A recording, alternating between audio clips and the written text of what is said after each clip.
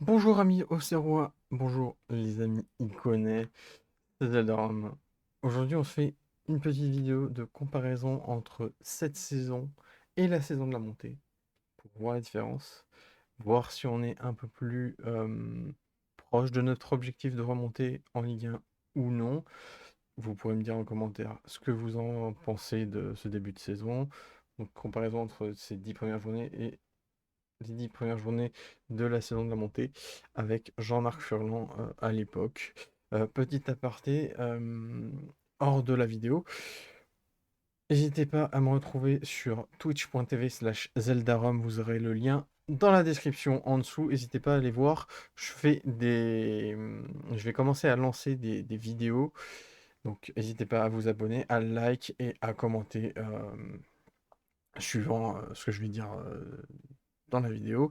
Et n'hésitez pas à me retrouver dans ma chaîne Twitch, sur ma chaîne Twitch, pour les différents matchs commentés que je ferai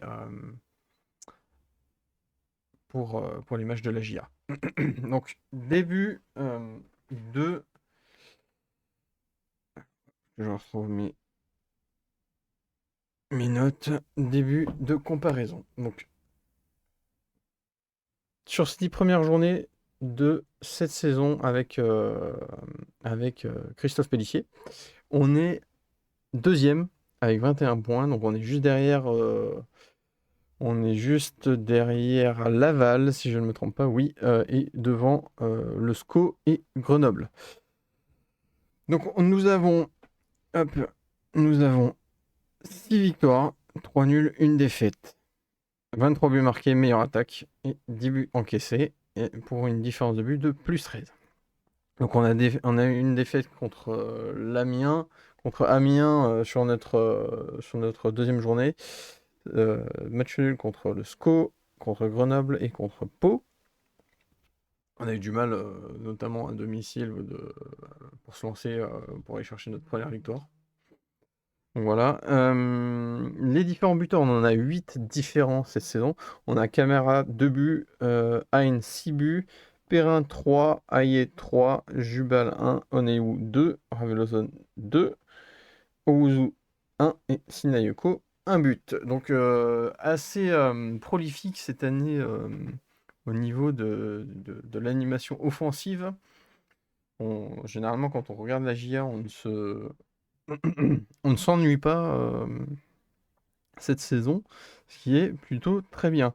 En comparaison avec la saison de la montée avec Jean-Marc Furlan, pardon, euh, à cette époque-là, la 10e journée, nous étions 3e avec 19 points. Donc nous comptons 2 points de plus par rapport à la saison de la montée. Donc on avait 5 victoires à l'époque, 4 nuls et une défaite. Un peu moins de buts marqués, mais beaucoup moins de buts encaissés. Donc on avait marqué 16 buts, 5 encaissés, et on avait une différence de but de 11. Un peu moins de joueurs qui avaient pu scorer. On avait Saki, Hein et Autrette à 2 buts. On avait Perrin, Endom et Jubal à 1 but. Et Charbonnier à 6. Donc on a 8 ou 9 buteurs cette saison.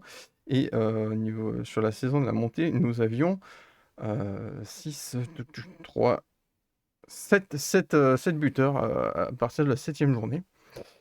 Voilà. On avait perdu notamment la saison de la montée contre l'EAG, l'en avant de Guingamp, où j'avais été voir le match parce que j'ai mon pote d'enfance qui est gardien titulaire là-bas, Enzo Basilio, où j'avais été le voir jouer et j'avais pris son maillot, je vais vous montrer. Je vais vous montrer ça, les amis. Hop, que je le trouve. Hop. Voilà. Enzo Basilio. C'est son gardien. C'est son maillot. Maillot officiel dédicacé. J'avais récupéré également ses gants. Voilà. Donc c'est plutôt cool. Voilà, donc petite comparaison. Petit aparté, petite anecdote qui est qui est assez cool, c'est que durant cette 11e journée qui se profile samedi à 15h, nous allons affronter le Stade Malherbe de Caen, qui est classé 11e, qui a un peu de mal en ce moment, qui reste sur 4 défaites et 1 nul. Et nous allons retrouver au Stade Malherbe de Caen, pour ce match au Stade d'Ornano, eh ben notre ami, notre ancien coach, Jean-Marc Furlan, qui avait été évincé pour son grand geste d'humeur à Lorient en Ligue 1 et ses mauvais résultats à l'époque. Bref, nous allons également retrouver notre ancien joueur, Mathias Retraite, voilà, qui a été un peu moins houleux, mais qui n'avait pas beaucoup joué en Ligue 1. Voilà. Donc, on va voir ce que ça donne. Caen qui est pas en grande forme, que je vous dis, pour l'instant, ces derniers temps, là, avec 4 défaites et un nul, classé 11e, sachant que normalement il joue la montée, je suppose. Caen qui a un bon club de Ligue 2. Donc on va voir si, généralement, quand il y a des anciens joueurs qui jouent, qui ont joué à la GIA et qui jouent contre nous, après, généralement, ils arrivent à se relancer. C'est bien ça le problème. Voilà, donc après cette trêve internationale, on va essayer de ne pas perdre ou de ne pas faire match nul. On va essayer d'aller gagner au Stade d'Ornano.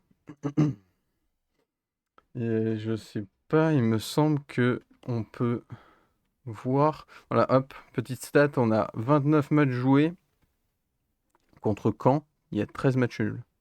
Donc 7 victoires pour Caen, 9 pour la GIA et 13 matchs nuls. Donc avantage, donc c'est depuis la saison 93-94.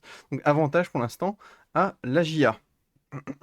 Et à chaque fois, regardez, 2022, 2021, 2021, 2021, 2019, tous les matchs se sont scorés par un match nul, ici.